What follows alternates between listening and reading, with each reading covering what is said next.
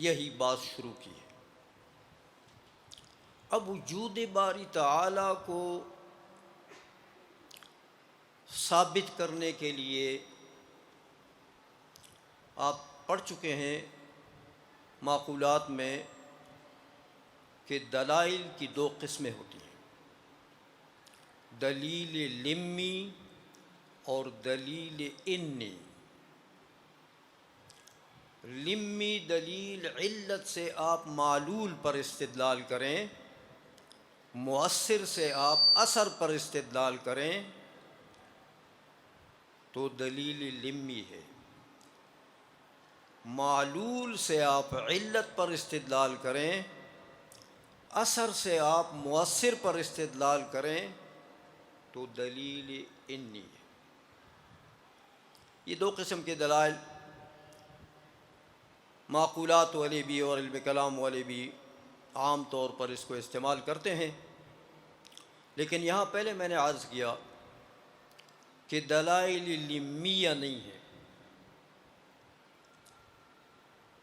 اس لیے کہ باری تعالیٰ کی ذات یا باری تعالیٰ کا وجود معلول بالعلت نہیں ہے۔ ممکنات کے وجودات اور صفات جو ہیں وہ معلولات ہوتے ہیں، معلول بالعلل ہوتے ہیں، لیکن باری تعالیٰ کی ذات، باری تعالیٰ کی صفات، بلکہ اس قانون کو تو علماء معقول نے اور عام کر دیا ہے کہ کسی بھی ذات کا ثبوت ذات کے لیے، ذاتی کا ثبوت ذات کے لیے، عرض لازم کا ثبوت ملزوم کے لیے، ان تین چیزوں میں جعل متخلل نہیں ہو سکتا۔ ذات کا ثبوت ذات کے لیے واجب ہوتا ہے، اور جو واجبات میں سے وہ معلول بالعلت نہیں ہوتے۔ ذاتی کا ثبوت ذات کے لیے واجب ہوتا ہے، تو وہاں بھی علت کو دخل نہیں ہے۔ عرض لازم جو ہو اس کا ثبوت ملزوم کے لیے واجب ہوتا ہے، اس لیے وہاں بھی علت کو دخل نہیں ہے۔ تو باری تعالیٰ کی ذات کے لیے، باری تعالیٰ کے وجود کے اس بات کے لیے اگر ہم دلائل لمیہ ڈھونڈیں گے تو نہیں ملے گی، اس لیے کہ باری تعالیٰ کی صفات کا ثبوت ذات کے لیے معلول بالعلل نہیں ہے، علل ہے ہی نہیں، اس لیے دلائل لمیہ یہاں مفقود ہیں بالکلیہ۔ البتہ دلائل انیہ سے استدلال علماء کرتے ہیں۔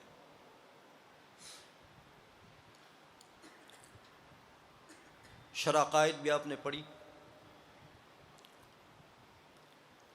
یہاں بھی علامہ ابن حمام رحمۃ اللہ تعالی علیہ نے جو طریقہ اختیار کیا وہی دلائل انیہ والا ہے۔ قرآن نے بھی 80 سے زیادہ جگہ آیات میں اللہ جل مجدہ کے وجود پر جو استدلالات آئے ہیں وہ تقریباً تمام دلائل انیہ ہیں۔ تو قرآن و حدیث نے بھی یہی طریقہ اسی لیے اپنایا کہ دلائل لمیہ یہاں ہیں نہیں، متصور نہیں ہو سکتے۔ علماء متکلمین نے بھی یہی طریقہ اپنایا ہے جو قرآن و حدیث کا طریقہ ہے۔ علامہ ابن حمام رحمۃ اللہ علیہ نے بھی یہی طریقہ اپنایا ہے کہ معلولات سے استدلال ہے علت تامہ پر۔ باری تعالیٰ کی ذات ہر مخلوق کے لیے، ہر معلول کے لیے علت تامہ ہے، تو مصنوعات سے استدلال صانع کے وجود پر، ممکنات کے وجود سے استدلال واجب تعالی کے وجود پر، حوادث سے استدلال قدیم کے وجود پر، یہ تمام دلائل انیہ۔ تو آپ دیکھیں علامہ ابن حمام رحمۃ اللہ تعالی علیہ نے بھی یہی طریقہ اپنایا۔ فرماتے ہیں الاصل الاول العلم بوجودہ وقد ارشد سبحانہ الیہ بآیات، باری تعالیٰ نے رہنمائی فرمائی ہے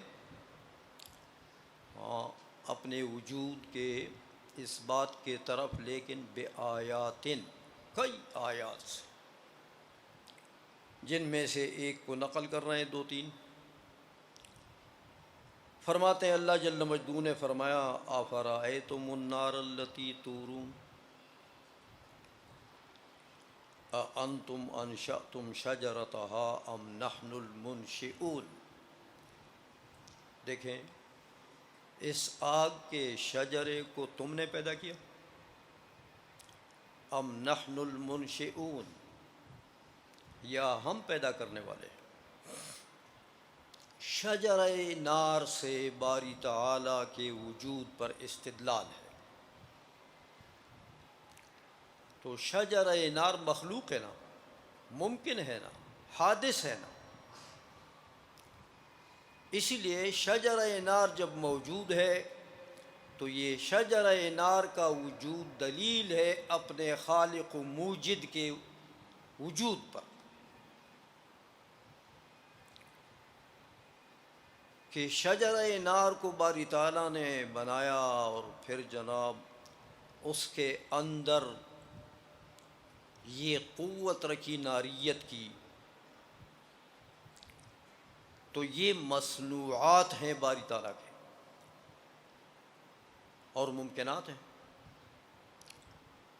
تو مخلوق سے خالق کے وجود پر استدلال ہے، مصنوع سے صانع کے وجود پر استدلال ہے، اثر سے مؤثر کے وجود پر استدلال ہے، حادث کے وجود سے قدیم کے وجود پر استدلال ہے۔ تو وہی طریقہ جو رب تعالیٰ نے ہمیں بتایا ہے قرآن میں، حضور نے ہمیں بتایا ہے استدلال کا، وہی طریقہ امام ابن حمام رحمۃ اللہ علیہ نے اسی سے ابتدا فرمائی ہے۔ آگے علامہ ابن حمام رحمۃ اللہ تعالیٰ علیہ فرماتے ہیں فمن ادار نظرہ فی عجائب تلک المذکورات اضطرہ الی الحکم بان هذه الامور مع هذا الترتیب المحکم الغریب لا یستغنی کل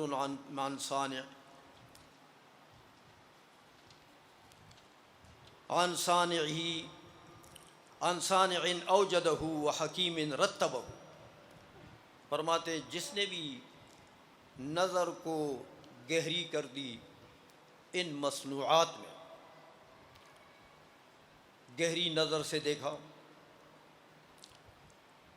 ہر مصنوع کے حکم و مصالح و منافع اور مضرات کو دیکھا۔ دیکھیں یہ سب سائنس ہے، سائنس کے مباحث یہی ہیں کہ مصنوعات، مخلوقات، ممکنات، موجودات میں وہ تفتیش کرتی ہے، ہر شے کے مصالح، مضرات وہ نکالتے ہیں۔ تو ظاہر بات ہے کہ جس چیز میں مصالح اور مضرات ہیں، ایک بات اور آپ کے گوشت گزار کر دوں کہ علماء نے ایک بات لکھی ہے، شاید یہ الحجۃ اللہ البالغہ میں شاہ ولی اللہ صاحب رحمۃ اللہ علیہ نے بھی لکھی ہے، بہت سے علماء نے، امام غزالی نے بھی ایک جگہ لکھی ہے کہ اللہ جل مجدہ نے احتمالات عقلیہ تو تین ہے مخلوق میں۔ ممکن ہے کہ مخلوق ضرر محض ہو، ممکن ہے کہ مخلوق نفع محض ہو، اس کے اندر محض منافع ہوں، یا اس کے اندر محض مضرات ہوں، یا ممکن ہے دونوں ہوں۔ یہ بڑے بڑے احتمالات ہیں، لیکن پھر دو اور بنتے ہیں۔ ایک یہ کہ جن میں دونوں ہیں، مضرات بھی ہیں منافع بھی ہیں، تو ان کے منافع غالب ہیں کہ مضرات غالب ہیں؟ منافع غالب ہیں کہ مضرات غالب ہیں؟ تو ان اقسام میں سے باری تعالی نے دو قسم کی مخلوق پیدا کی ہے۔ اللہ جل مجدہ نے ایک اس کو پیدا کیا جس کے منافع محض ہیں، جس کے اندر منافع محض ہیں، اس کو بھی پیدا فرمایا، اور اس کو بھی پیدا فرمایا جس کے منافع مضرات پر غالب ہیں، اس کو بھی پیدا فرمایا۔ لیکن باقی اقسام جن میں محض مضرات ہیں یا جن کا ضرر غالب ہے، ان دو قسموں کو باری تعالیٰ نے پیدا نہیں فرمایا۔ یہ دو قسم مخلوق باری تعالیٰ نے پیدا نہیں فرمائی۔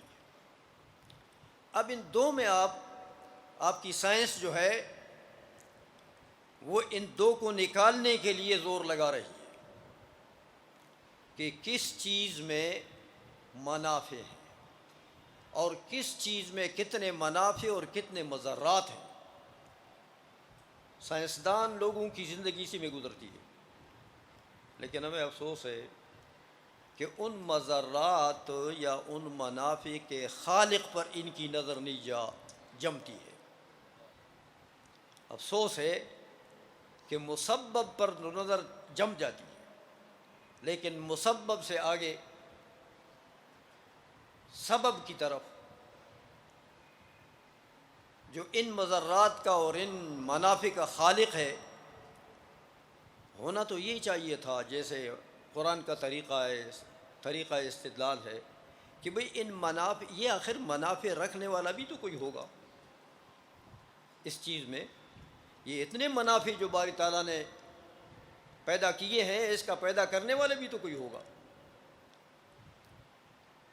یا اتنے مضرات ہیں کسی چیز میں تو ان مضرات کا رکھنے والا بھی تو کوئی ہوگا۔ سائنس فلسفہ ہے، اور یہ فلسفہ ایسا ہے جیسے یہ علامہ ابن حمام نے فرمایا کہ فمن اراد نظرہ فی عجائب تلک المذکورات، ان مذکورات میں اگر کسی نے اپنی نظر دائر کر دی، نظر اس کے اندر گھما دی، اس کے قعر تک پہنچنے کی کوشش کی، تو فرماتے ہیں اضطرہ الی الحکم، وہ جو اس کی نظر ہے نا، اپنی نظر اس کو مجبور کرے گی اس بات پر کہ بأن هذه الامور مع هذا الترتیب المحکم الغریب لا يستغنی کل عن صانع اوجدہ وحکیم رتبہ، اس کی اپنی نظر دائر اس کو مجبور کرے گی کہ بھائی آخر یہ تو ایسا مصنوع ہے کہ اس کے لیے کوئی صانع ایسا ہونا چاہیے کہ وہ حکمت کا مالک بھی ہو اور وہ حکیم بھی ہو اور ان چیزوں کے پیدا کرنے والا بھی ہو، خالق بھی ہو، اور ان اشیاء میں یہ منافع و مضرات رکھنے والے پر بھی اس کی نظر جانی چاہیے۔ تو سائنس کا یہی فائدہ ابن حمام نے بتایا رحمہ اللہ تعالی کہ بھائی اس کی نظر، اس کی جو تحقیق ہے، ان تحقیقات سے، چونکہ مصنوعات میں تحقیقات کر رہا ہے، تو مصنوعات میں تحقیقات کریں گے تو استدلال کریں نا تھوڑا سا آگے بھی، انہی مصنوعات کے حکم و مصالح سے تھوڑا سا آگے بھی جائیں کہ بھئی جس نے اس مصنوع میں یہ منافع رکھے ہیں وہ بھی تو کوئی ذات ہے۔ یہ علامہ ابن حمام رحمۃ اللہ علیہ نے ہمارے پوری سائنس کے طرف اشارہ دے دیا ان چند کلمات سے۔ فرمایا کہ تمام عقلاء کا یہی طریقہ ہے پھر کہ وہ جب عقلی نظر کو دوڑاتے ہیں مخلوق میں، مصنوعات میں، تو آخر کار ان کی نظر ان کو مجبور کر ہی دیتی ہے حکیم مطلق کی طرف، گویا کہ اقرار پر اور ماننے پر۔ ہاں کہتے ہیں بعض بدبخت لوگ ایسے ہوتے ہیں کہ وہ باوجود اس کے کہ اتنے دلائل سامنے آ گئے باری تعالیٰ کے وجود کے، سائنسدان لوگ ہوتے ہیں، مصنوعات میں بڑی تحقیقات بھی کر دی، لیکن ان کی نظر حکیم مطلق کی طرف نہ گئی، پھر بھی اختلاف کیا۔ تو فرماتے ہیں کہ الا من لا عبرۃ بمکابرتہ وانما کفروا بالاشراک ونسبت بعض الحوادث الى غیرہ تعالی وانکار ما جعل اللہ سبحانہ انکارہ کفرا۔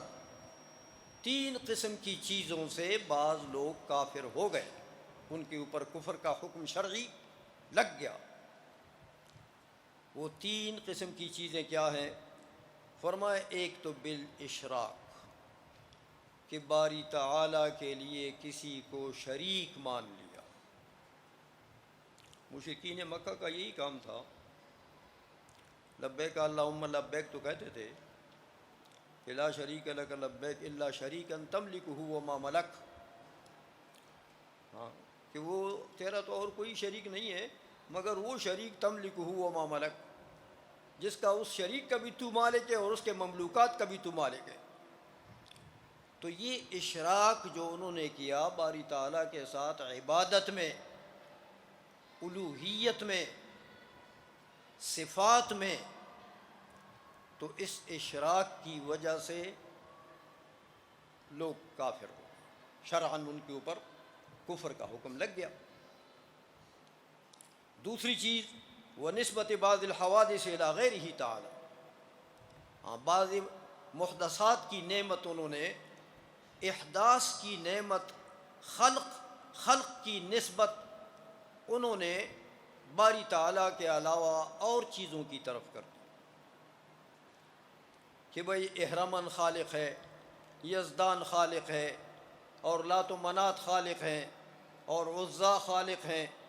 تو اس قسم کی یہ باری تعالیٰ خلق باری تعالیٰ کی صفت ہے، تو باری تعالیٰ کی صفات میں کسی کو شریک کرنا یہ بھی کفر ہے۔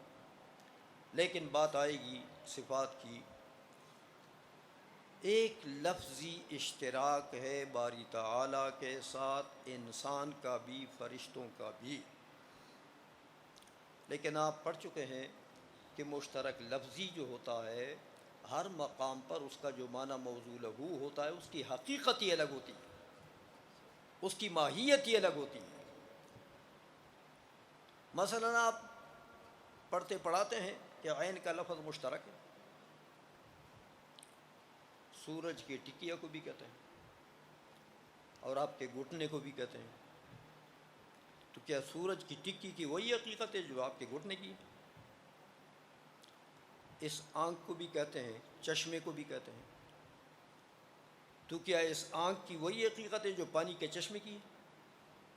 حقائق الگ الگ ہوتے ہیں، ہر موضوع لہو ماہیتاً مختلف ہوتا ہے دوسرے موضوع لہو سے۔ تو لفظی اشتراک سے حقائق میں اشتراک لازم نہیں آتا۔ اس لیے اگر عالم، ہمارے علماء بھی میرے دائیں بائیں بیٹھے ہیں الحمدللہ، علماء ہیں، آپ حضرات علماء ہیں، تو باری تعالیٰ وہ بھی عالم ہے۔ تو لفظی اشتراک ہے عالم کے لفظ میں، لیکن حقیقت الگ الگ ہے۔ جو باری تعالیٰ کا علم ہے آگے آ رہا ہے، آپ پڑھیں گے اور پڑھ بھی چکے ہیں شرح قائد وغیرہ میں، کہ باری تعالیٰ کا علم قدیم ہے، ازلی ہے، ابدی ہے، بے اعتبار مقولہ کم غیر متناہی ہے۔ کیفیات کے اعتبار سے بھی، مقولہ کیف کے اعتبار سے بھی بڑا فرق ہے، اور مقولہ کم کے اعتبار سے بھی بڑا فرق ہے۔ ماہیات مختلف ہیں، حقائق مختلف ہیں، اس لیے ان چیزوں سے اشتراک لفظی سے شرک لازم نہیں آتا۔ تو فرماتے ہیں ایک تو اشراک کی وجہ سے لوگ کافر ہو گئے، دوسرے نمبر پر وہ جو باری تعالیٰ کی صفات تھی تو وہ غیر کے لیے ثابت کر دی، تو اس کی وجہ سے کافر ہو گئے کہ وَنِسْبَةِ بَعْضِ الْحَوَادِثِ إِلَىٰ غَيْرِهِ تَعَالَىٰ وَإِنْكَارِ مَا جَعَلَ اللَّهُ سُبْحَانَهُ إِنْكَارَهُ كُفْرًا، اور بعض لوگ اس وجہ سے کافر ہوئے کہ باری تعالیٰ نے جن صفات اور جن چیزوں کے خلق کی نسبت کسی اور طرف کرنے کو شرک اور کفر قرار دیا، انہوں نے وہی کام کیا۔ جیسے یہ ضروریات دین ہیں، ان پر ایمان لانا، ہر ضرورت دینی پر ایمان لانا ضروری ہے، تو کسی بھی ضروریات دین میں سے کسی ایک کا انکار کفر ہے، چاہے شام و سحر وہ بندہ نمازیں بھی پڑھتا ہو، بڑا مولوی بھی ہو، اور اسلام کے تمام کام کرتا ہو، لیکن ضروریات دین میں سے اگر ایک کا منکر ہے تو وہ کافر ہے۔ اس وقت تک وہ کافر ہے جب تک اس ضرورت دینی جس کا انکار کر رہا ہے اس پر وہ ایمان نہیں لائے گا۔ بعض لوگ کہتے ہیں نا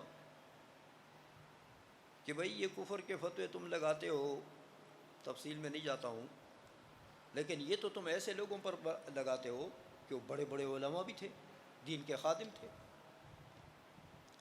اور جناب نمازیں بھی پڑھتے تھے، روزے بھی رکھتے تھے، اور بڑے عابد زاہد لوگ تھے، دین پر عامل تھے، دین کے خادم تھے، شب و روز دین کی خدمت کر رہے تھے۔ تو ان باتوں کا تو انکار نہیں ہے۔ جو بات جس بات میں نزاع ہے وہ یہ نہیں ہے کہ کوئی نماز نہیں پڑھتا تھا، کوئی روزہ نہیں رکھتا تھا، کوئی دین کی خدمت نہیں کرتا تھا، یہ سب چیزیں ٹھیک ہیں، لیکن سوال یہ ہے کہ جس ضرورت دینیہ کا انکار کیا گیا، آیا اس انکار سے توبہ طائب ہوئے؟ اس ضرورت دینیہ پر ایمان لائے؟ تو اگر وہ چیز ثابت ہو جائے تو سبحان اللہ، وہم اخواننا، کوئی نزاع نہیں ہے۔ اس لیے علامہ ابن حمام رحمۃ اللہ علیہ نے فرمایا کہ وہ انکار ما جعل اللہ سبحانہ انکارہ کفراً کالبعث و احیاء الموتى، جیسے بعث بعد الموت ہے، قبور سے جو مخلوق کا نکلنا ہے تو اس کا کوئی انکار کرے، بعث بعد الموت۔ احیاء الموتى باری تعالیٰ کی ایک صفت ہے، اس صفت کا انکار کرے۔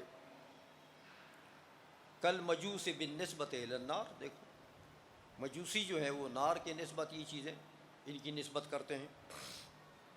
والوثنیین بالاصنام، وثنیین مشرک ہو گئے، کافر ہو گئے، کیوں؟ اس لیے کہ انہوں نے بتوں کی طرف وہ چیزیں منسوب کر دی جو غیر کی طرف منسوب نہیں ہونی چاہیے تھی۔ والسابعۃ بالکواکب، کہ ان نے کواکب کی عبادت شروع کر دی۔ واعترف الکل بان خلق السماوات والارض والالوہیۃ الاصلیۃ للہ تعالی۔ واعترف الکل، کہتے ہیں یہ اقرار تو سب کرتے ہیں کہ بان خلق السماوات والارض، باری تعالی نے زمین و آسمان کا خالق کون ہے؟ باری تعالی، یہ سب مانتے ہیں، قرآن کی آیت نقل کر رہے ہیں۔ اور یہ بھی مانتے ہیں کہ الوہیت اصلیہ خاص ہے کس کے ساتھ؟ باری تعالیٰ کے ساتھ۔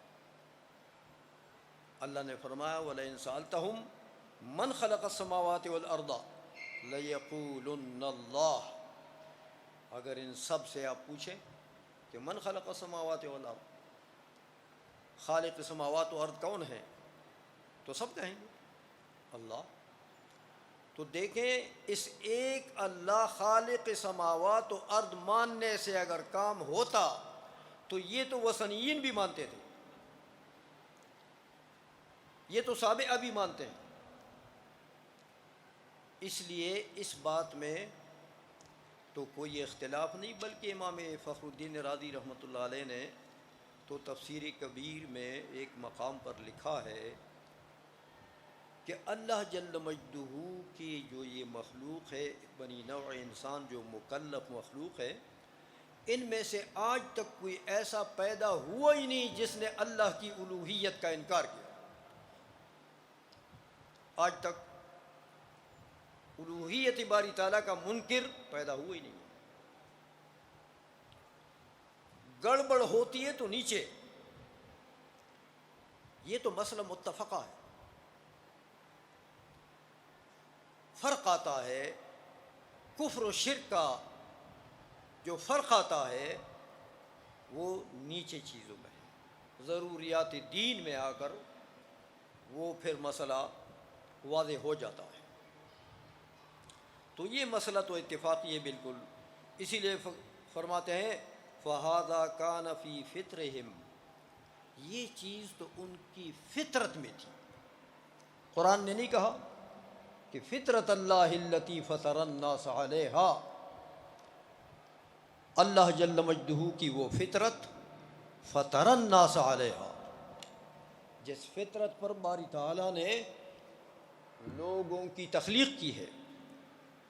اور حضور نے اس کی تفسیر نہیں فرمائی کہ کل مولود یولد علی فطرت الاسلام، ہر بچہ چاہے کافر کے گھر میں بھی پیدا ہو وہ فطرت اسلامی لے کر آتا ہے، فطرت اسلامی پر پیدا ہوتا ہے۔ فَأَبَوَاهُ يُهَوِّدَانِهِ أَوْ يُنَصِّرَانِهِ أَوْ يُمَجِّسَانِهِ، پھر اس کے ابوین یعنی مربی تربیت کنندہ وہ یہودی ہے تو بچے کو یہودی بنا لیتے ہیں، وہ نصرانی ہے تو نصرانی بنا دیتے ہیں، ہندو ہے تو ہندو بنا دیتے ہیں، سکھ ہیں تو سکھ بنا دیتے ہیں۔ تو یہ تو بعد کی باتیں مربیین کی، ورنہ باری تعالیٰ نے استعداد اور صلاحیت اسلام کی دی ہے۔ استعداد اسلامی پر، صلاحیت اسلامیہ پر باری تعالیٰ نے خلق کیا ہے ہر بچے کا۔ تو اسی لیے فرماتے ہیں علامہ ابن حمام رحمۃ اللہ تعالیٰ علیہ کہ فَهَذَا كَانَ فِي فِطْرِهِمْ، یہ الوہیت کا اقرار، خالق السماوات والارض کا اقرار، یہ تو باری تعالیٰ نے ان کی فطرت میں رکھی ہوئی یہ چیز۔ تو باری تعالیٰ کی الوہیت کا منکر پیدا ہوا ہی نہیں، یہ مسئلہ اتفاقی ہے۔ وَلِذَا كَانَ الْمَسْمُوعُ مِنَ الْأَنْبِيَاءِ دعوت الخلق إِلَى التوحید، اس لیے آپ دیکھیں انبیاء نے جو دعوت دی ہے لوگوں کو وہ توحید کی دعوت دی ہے، باری تعالیٰ کی الوہیت کے ماننے اور باری تعالیٰ کے الوہیت کے اقرار کی دعوت نہیں دی ہے۔ دیکھیں شہادت اللہ الہ الا اللہ، اس کی دعوت دی کہ باقی معبودوں کا انکار، ایک ہی معبود کا اقرار، اس کی دعوت دی ہے۔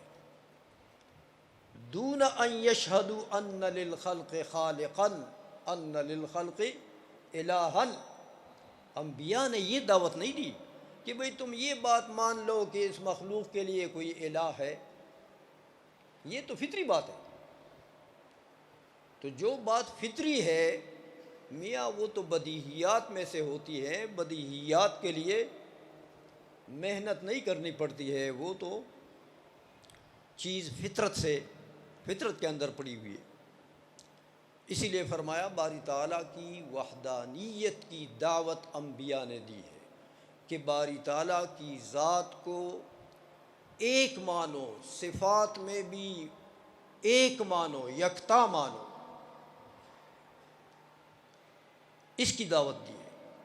شہادت اللہ الہ الا اللہ دون ان یشہدوا ان الخلق الہ۔ وقد رتب العلماء النظار لاثباتہ مقدمتین۔ پھر جو معقولات کے علماء ہیں فرماتے ہیں معقولات کے علماء نے پھر استدلال بھی کیا ہے، تو اس دلیل کے لیے پھر قیاس مرتب کیا، اور قیاس دو مقدمتین سے صغرا کبرا سے اس کو مرکب کیا، اور وہ مقدمتین ذکر فرماتے ہیں۔ ایک العالم حادث، دیکھیں وہی دلیل ہے، انی دلیل، العالم حادث ایک مقدمہ، والحادث لا یستغنی عن سبب یحدثہ، اور جو حادث ہوتا ہے وہ ایسے سبب سے مستغنی نہیں ہوتا جو اس کے لیے محدث بنے۔ حادث کے لیے محدث چاہیے، یہ دوسرا مقدمہ۔ ہم حد اوسط کو گرا دیں تو پھر جو مدعا تھا وہ ثابت ہوگا۔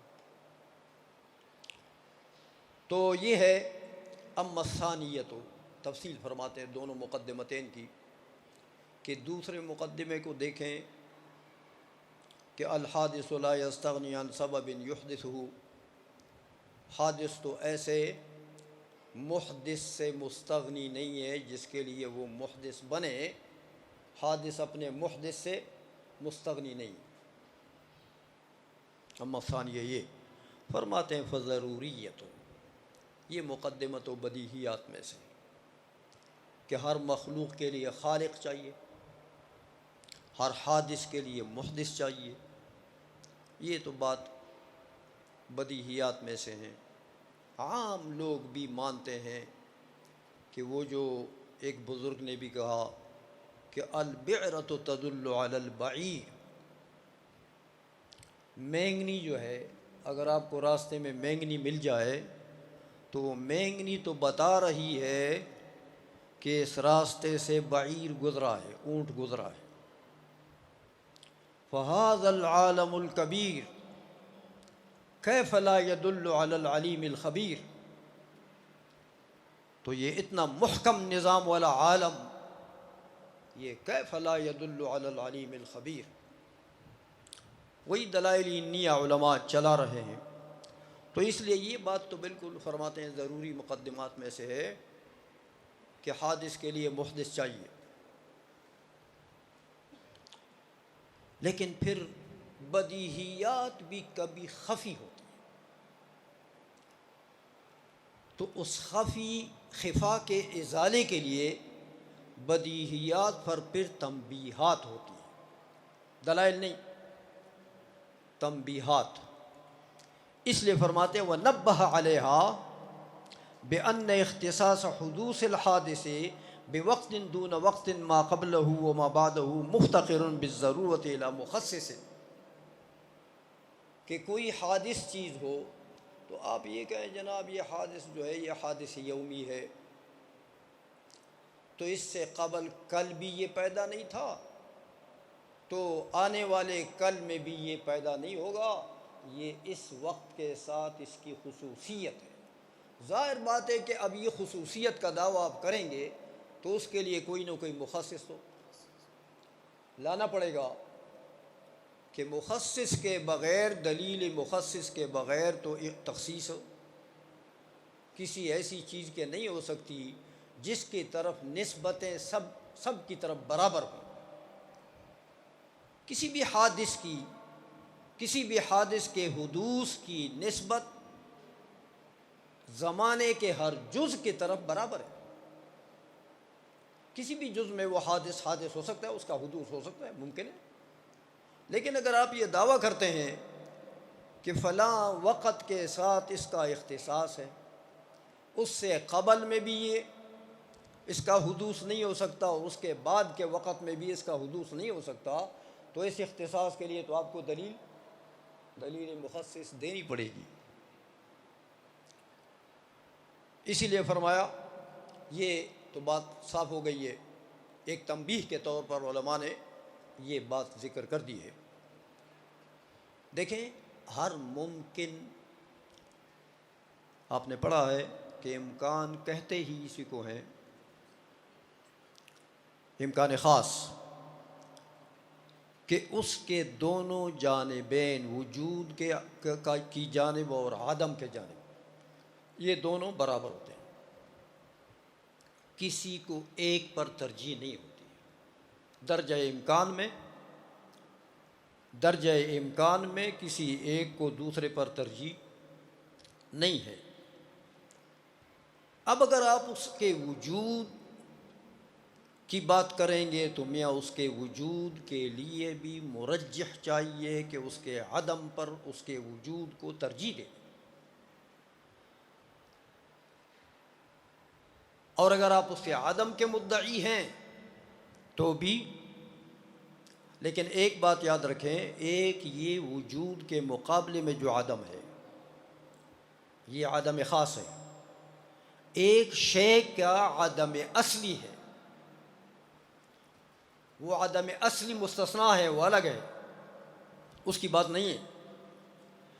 یہ جو ممکن کے وجود کے مقابلے میں ممکن کا عدم ہے، عدم الممکن، اس کی بات ہے کہ یہ بھی بغیر مخصص اور بغیر مرجح کے یہ نہیں ہو سکتا۔ اس لیے کسی حادث کا زمانے کے کسی جز میں حدوث ہو سکتا ہے، تمام اجزاء کی طرف اس کی نسبت برابر، تو اگر آپ کسی خاص جز کے ساتھ اس کی نسبت کی تخصیص کریں گے تو پھر مخصص کے بغیر، دلیل مرجح کے بغیر کام نہیں چلے گا۔ یہ تو اس کی تفصیل فرما دی تھوڑی سی تنبیہاً۔ کہتے وہ اما الاولی، پہلا مقدمہ، کہ العالم حادث، یہ پہلا مقدمہ تھا دو مقدمتین میں سے۔ کہتے دیکھو میاں، شرائع میں آپ نے بھی پڑھا ہے کہ العالم حادث، تو عالم کی وہ دو قسمیں بناتے ہیں، جوہر اور عرض۔ ممکن کی یہی دو قسمیں، جوہر اور عرض۔ تو یہاں ابن حمام رحمۃ اللہ علیہ نے چونکہ علم کلام کا قاعدہ لکھا ہے نا، یہ الف بات آسا ہے، علم کلام کا قاعدہ ہے، اس لیے آسان طریقے سے آپ کو سمجھاتے ہیں، ورنہ شرائع میں بھی اس سے ذرا بات لمبی ہے، خیالی نے تو اس پر اور تفصیل کی، اور شرح مقاصد میں اور مواقف میں تو پھر بڑے دلائل اور تفصیلات ہیں۔ آپ کے معلومات کے لیے اگر آپ اس پر مزید بھی دیکھو، علم الکلام بڑا اہم علم ہے، عقائد سے اس کا تعلق ہے، اس لیے اس کی کتابوں کو زیر مطالعہ رکھیں۔ اور یہ جو بحث آج شروع ہے، ذات کی بحث، شرح مقاصد کی دوسری جلد، پہلی جلد میں مبادیات ہیں جو علامہ تفزانی رحمۃ اللہ نے لکھا ہے، دوسری جلد سے یہ مقاصد شروع ہوتے ہیں۔ مکمل بحث جو ہے، یہ جو آج میں آپ کے سامنے عرض کر رہا ہوں، اس کے پورے بہت سارے دلائل، تو وہ شرح مقاصد کو آپ مطالعہ میں رکھیں، اس کا بڑا فائدہ ہوگا۔ اور آپ کو پتہ ہے پھر علامہ تفزانی رحمۃ اللہ علیہ ایسے فصیح و بلیغ عالم ہیں کہ ان کی عربی بھی بڑی آسان ہوتی ہے، اس لیے اس کے سمجھنے میں بھی انشاءاللہ آپ کو کچھ اشکال نہیں ہوگا۔ آ گیا اشکال تو الحمدللہ یہاں ہمارے مفتی صاحب اور علماء موجود ہیں، آپ اپنے اشکالات ان سے حل کروا سکتے ہیں، لیکن بہرحال باقی کتابوں کو بھی آپ مطالعے میں رکھیں علم کلام کے۔ اور یہ جو مصائرہ شریف ہے، یہ تو انہوں نے الف با تا سا لکھا ہے، علم کلام کا بہت مختصر لیکن جامعیت ہے، اس میں اختصار ہے لیکن جامعیت ہے۔ اس لیے فرماتے ہیں کہ یہ جو مقدمہ ہے کہ العالم حادث، اس کو ثابت کر رہے ہیں کہ دیکھیں عالم کی دو قسمیں ہیں، عالم ما سوی اللہ، ما ورائے واجبات، ما ورائے قدیم یعنی ممکنات۔ فرماتے ہیں کہ دو قسمیں ہیں، ایک ہے جوہر، ایک ہے عرض۔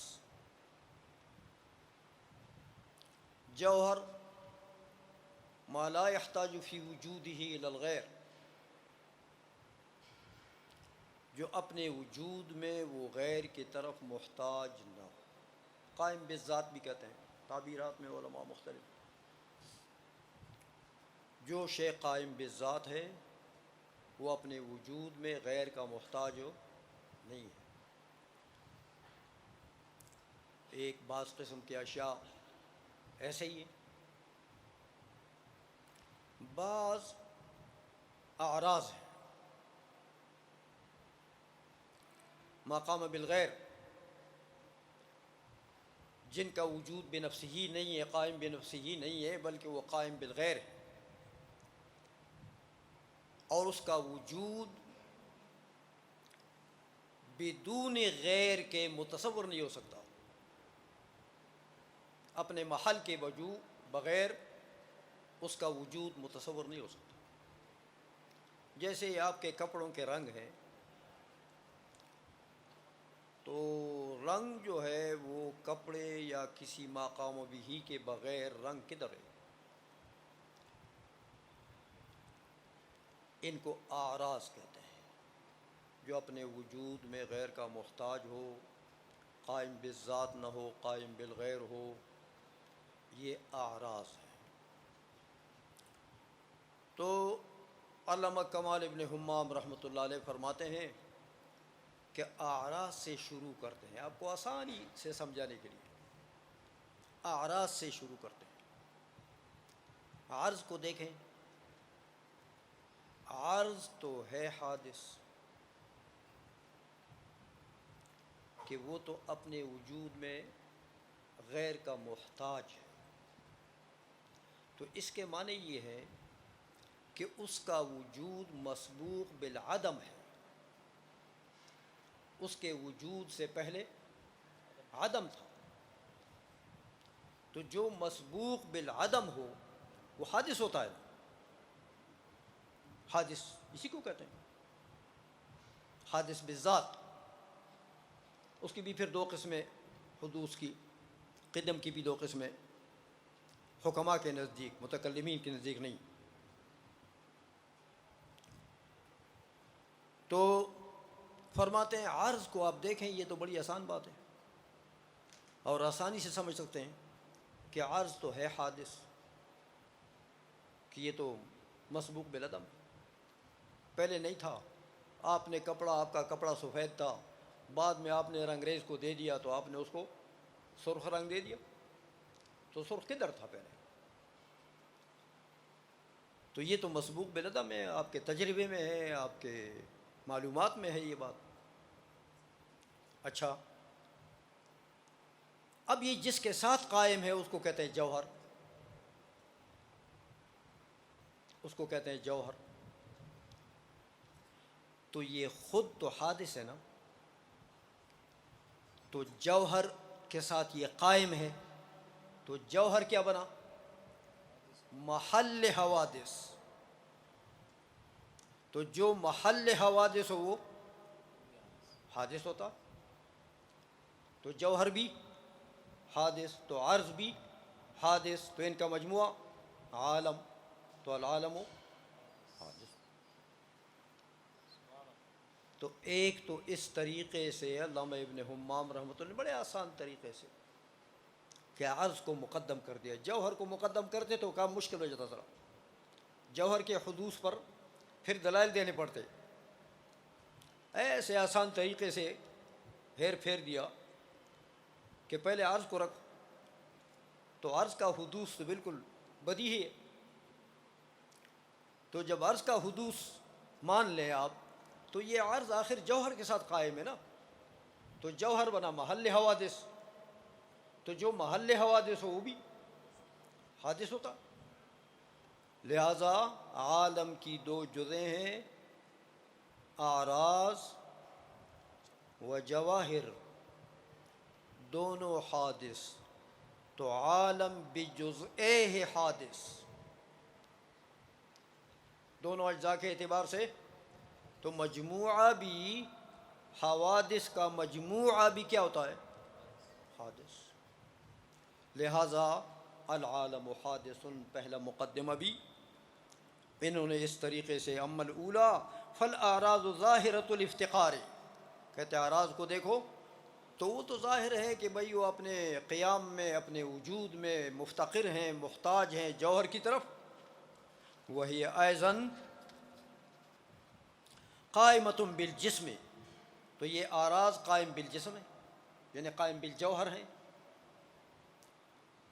فَإِذَا ثَبَتَ حُدُوثُهُ، تو جب جسم کا حدوث ثابت ہو جائے تو ثبت حدوثها، تو اعراض کا حدوث بھی اس کے حدوث سے بھی ثابت ہو گیا. تو ایک تو اعراض کا ثبوت اپنے ذات کے اعتبار سے بھی واضح ہے.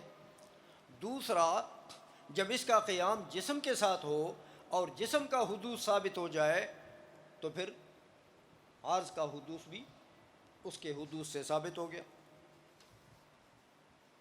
پیغام آیا کہ اکثر حضرات مساجد میں ائمہ ہیں، اس لیے 4:15 درس کو موقوف کر دیں تو بہتر ہے.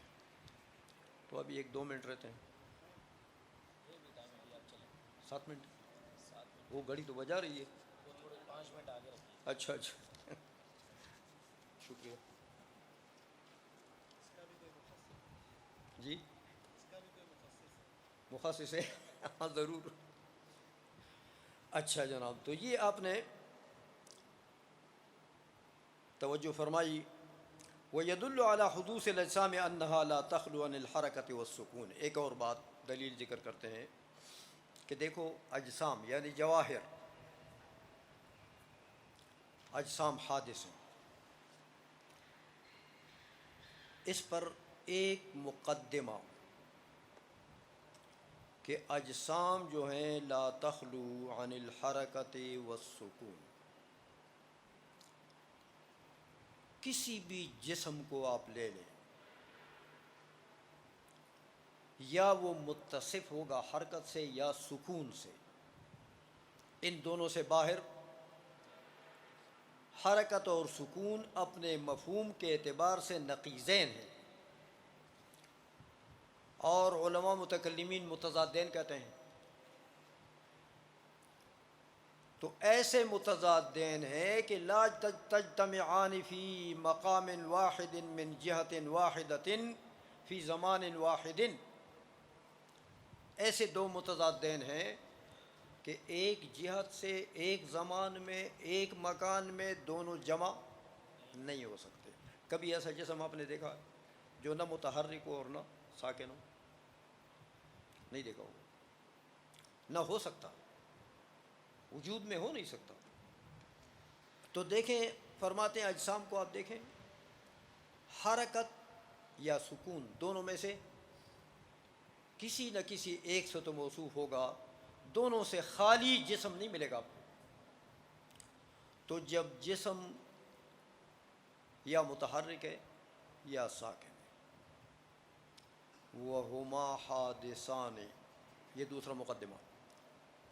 اور حرکت اور سکون دونوں حادث ہیں.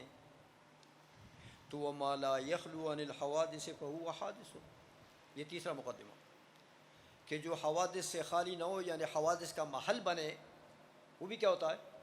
حادث. تو جسم، حرکت اور سکون جو حادثان ہے ان کے لیے محل بنا، تو محل حوادث بنا، لہذا جسم حادث ہو گیا. یہ جسم کے حدوث کے اوپر براہ راست دلیل دے دی. اما الاولی، پہلا مقدمہ کون سا؟ کہ الاجسام انہا لا تخلو عن الحرکت والسکون، یہ پہلا مقدمہ. فرماتے ہیں فظاہرۃ، یہ تو بالکل بدیہیات میں سے ہے، اس پر دلائل کی تو ضرورت نہیں ہے. وَأَمَّا الثَّانِيَةُ، دوسرا مقدمہ، وَهُمَا حَادِثَانِ، دوسرا مقدمہ کہ یہ حرکت اور سکون دونوں حادث ہیں. تو کہتے ہیں میاں اس کو دیکھو، فَمَا شُوهِدَ مِن تَعَاقُبِهِمَا وَإِنْقِضَائِهِمَا مُشَاهَدٌ فِيهِ حُدُوثُ كُلٍّ مِّنْهُمَا بَعْدَ عَدَمِهِ.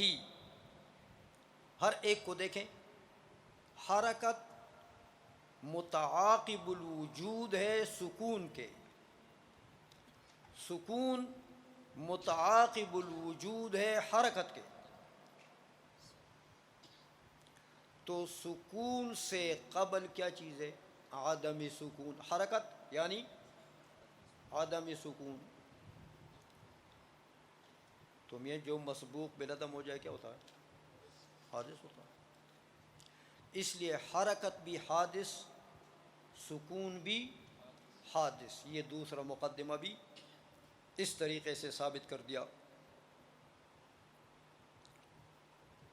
اب اس پر ایک اعتراض ہوا اس پر کہ آپ کہتے ہیں کہ کوئی جسم بھی حرکت یا سکون سے خالی نہیں ہے، حالانکہ ہم پہاڑوں کو دیکھتے ہیں ساکن ہیں. پہاڑ، یہ پلر کو دیکھو، یہ ساکن ہے، حالانکہ جسم تو ہے. آباد ثلاثہ تو اس میں ہے، موجود ہیں.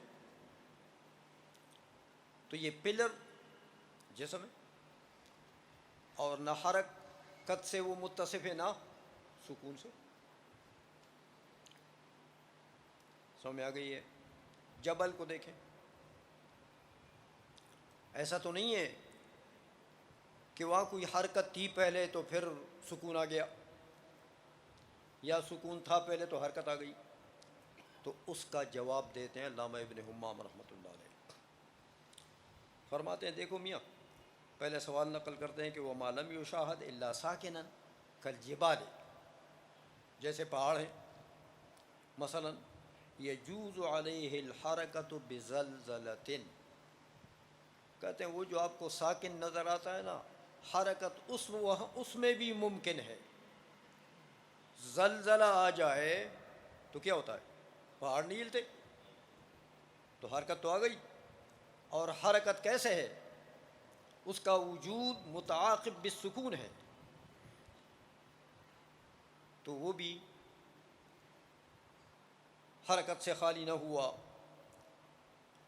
وَكَذَا قَلْبُهُ ذَهَبًا وَنَحْوَهُ، یا اسی طرح پہاڑ کو دیکھیں کہ ممکن ہے کہ یہ پہاڑ بظاہر تو ہمیں پتھر نظر آتے ہیں، ممکن ہے کہ اس میں اللہ جل مجدہ ایسا انقلاب پیدا کر دے کہ اس کا سونا بنا دے.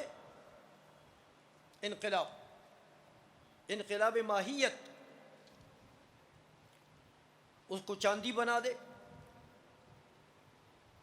اس کو لوہا بنا دے، اس کو تانبا بنا دے، اس کی ماہیت تبدیل کر دے. تو قلب ماہیت بھی کیا چیز ہے؟ یہ حرکت فی مقولہ کم ہے، یہ بھی حرکت ہے. اس لیے کہتے ہیں یہ نہ کہو کہ کوئی جسم کے لیے کوئی جسم ایسا ہوگا جس کے لیے نہ حرکت ممکن ہے نہ سکون ممکن ہے. ایسا نہیں ہو سکتا. اسی لیے فرمایا وہ تجویز عروض الحوادث، اور جب آپ اس کو ممکن کہیں گے کہ بھئی اس کا قلب ممکن ہے،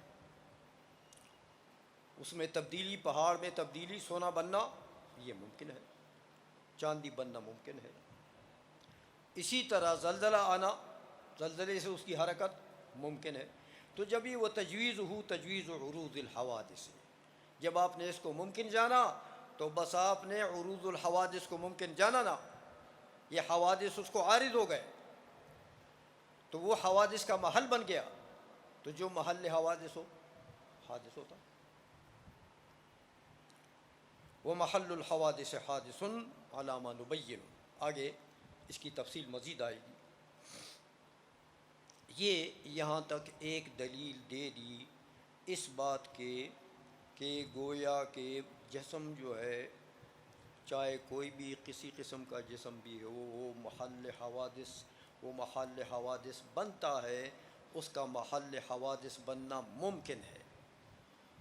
تو جب محل حوادث بننا ممکن ہو گیا تو عروض حوادث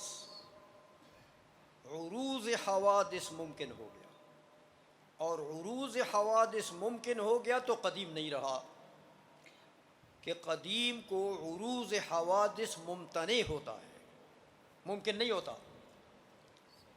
تو یہاں جب عروض حوادث کو ممکنات سے جانا آپ نے، تو مطلب یہ ہوا کہ گویا کہ آپ نے اس کو محل حوادث مان لیا بالامکان یا بالفعل۔